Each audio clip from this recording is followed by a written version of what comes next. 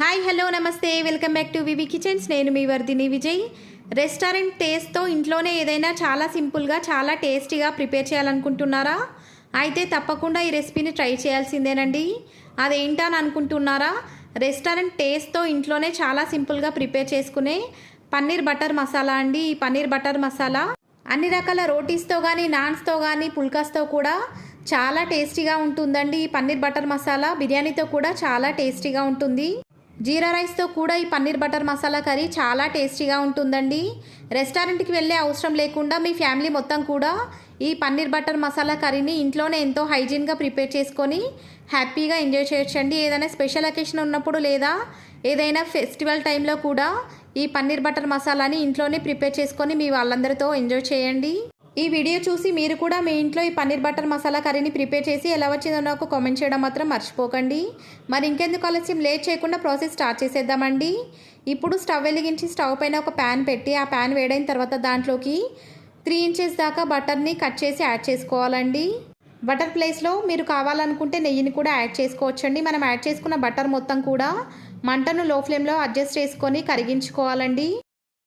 Butter కరగడానికి 1 to 2 minutes వరకు time పడుతుందండి. కొంచెం ఓపిక్గానే మంటను లో ఫ్లేమ్లోకి అడ్జస్ట్ చేసుకొని మాత్రమే బటర్ని కరిగించుకోవాలండి. మంటను ఏమాత్రం కూడా హై ఫ్లేమ్లో ఉంచకూడదండి. ఇప్పుడు పన్నీర్ని తీసుకొని వీడియోలో చూపించిన విధంగా పన్నీర్ని మీడియం సైజులో క్యూబ్స్ లాగా కట్ చేసుకోవాలండి. పన్నీర్ని మరీ చిన్నగా కాకుండా మరీ పెద్దగా కాకుండా మీడియం సైజులో ఉండేలాగా చూసుకోవాలండి. అలా చేసినట్లయితే పన్నీర్ ఈవెన్గా కుక్ అవ్వడానికి ఛాన్స్ ఉంటుందండి. పన్నీర్ని యాడ్ చేసుకున్న తర్వాత 1 మినిట్ వరకు మాత్రమే పన్నీర్ని ఫ్రై చేసుకోవాలండి. 2 వైపులా పన్నీర్ని రొటేట్ చేస్తూ బాగా ఫ్రై చేసుకోవాలండి.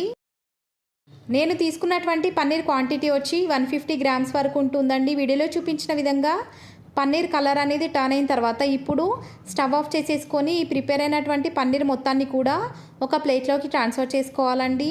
ఇప్పుడు స్టవ్ వెలిగించి మిగిలిన బటర్లోకి ఒక పెద్ద సైజు ఉల్లిపాయను సన్నగా కట్ చేసుకొని ఆ ఉల్లిపాయ ముక్కలు మొత్తాన్ని కూడా బటర్లోకి వేసుకొని ఉల్లిపాయలు గోల్డెన్ షేడ్లోకి వచ్చేంత వరకు కూడా కలుపుకుంటూ 1 to 2 మినిట్స్ పాటు బాగా ఫ్రై చేసుకోవాలండి. ఈ ప్రాసెస్ మొత్తాన్ని కూడా మంటను లో ఫ్లేమ్లోకి అడ్జస్ట్ చేసుకొని మాత్రమే కంప్లీట్ చేసుకోవాలండి. ఉల్లిపాయలు మనకు కావాల్సినట్టుగా గోల్డెన్ షేడ్లోకి వచ్చిన తర్వాత ఇప్పుడు ఈ ప్యాన్లోకి ఒక బిర్యానీ ఆకును కూడా వేసుకొని బిర్యానీ ఆకును కూడా కలుపుకుంటూ ఫ్రై చేసుకోవాలండి. బిర్యానీ ఆకు ఫ్రై అయిన తర్వాత ఇప్పుడు ఈ ప్యాన్లోకి ఒక టేబుల్ స్పూన్ దాకా కాజులను కూడా యాడ్ చేసుకొని కాజులతో పాటుగా సన్నగా కట్ చేసుకున్నటువంటి 2 బాగా పండిన టమాటోలను కూడా ఈ ప్యాన్లోకి వేసుకొని టమాటోలు మొత్తం కూడా ఈ ఉల్లిపాయలతో పాటు బాగా కలిసేలాగా కలుపుకొని ఆయిల్లో ఈ టమాటోలను తొక్క ఊడేంత వరకు కూడా బాగా మగ్గించుకోవాలండి.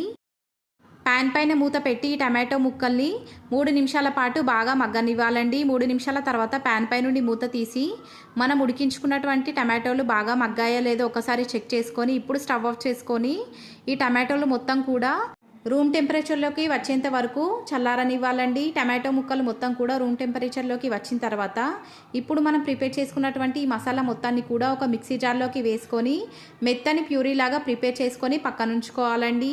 ఇప్పుడు స్టవ్ ఆన్ చేసుకొని మిగిలిన బటర్ని కూడా వేడి చేసుకొని బటర్ బాగా వేడైన తర్వాత 1/2 టీ స్పూన్ దాకా జీలకర్ర, 1 ఇంచు దాల్చిన చెక్క, 1 బిర్యానీ ఆకు, 5 లవంగాలను కూడా వేసుకొని మనం తీసుకున్నటువంటి ఇంగ్రీడియంట్స్ మొత్తాన్ని కూడా మంటను లో ఫ్లేమ్లోకి అడ్జస్ట్ చేసుకొని బాగా ఫ్రై చేసుకోవాలండి.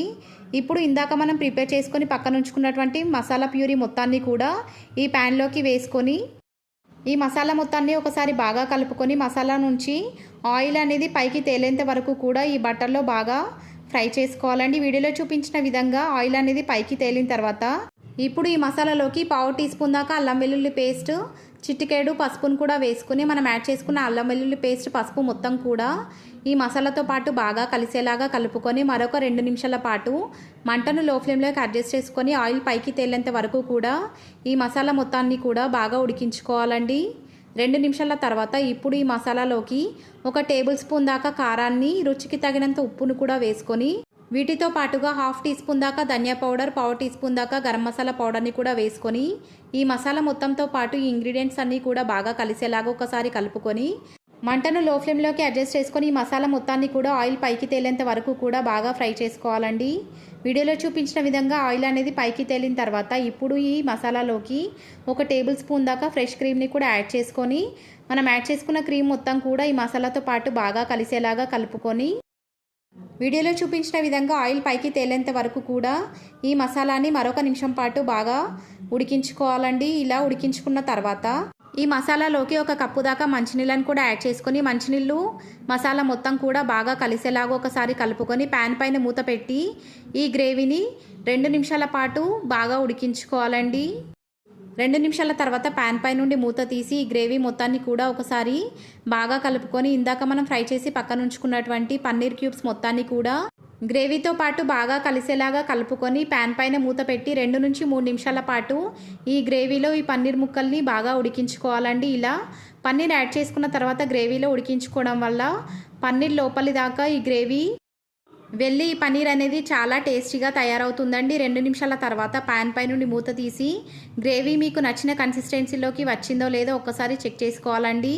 వీడియోలో చూపించిన కన్సిస్టెన్సీలో గ్రేవీ ఉండగానే స్టవ్ ఆఫ్ చేసేసుకోవాలండి. ఎందుకంటే ఈ పన్నీర్ కర్రీ చల్లారిన తర్వాత థిక్గా అయ్యే ఛాన్స్ ఉంటుందండి. ఇలా ప్రిపేర్ అయినటువంటి పన్నీర్ని ఒక సర్వింగ్ బౌల్లోకి ట్రాన్స్ఫర్ చేసుకొని మీకు నచ్చినట్టుగా రోటీతో కానీ చపాతీతో కానీ ఎంజాయ్ చేయొచ్చండి.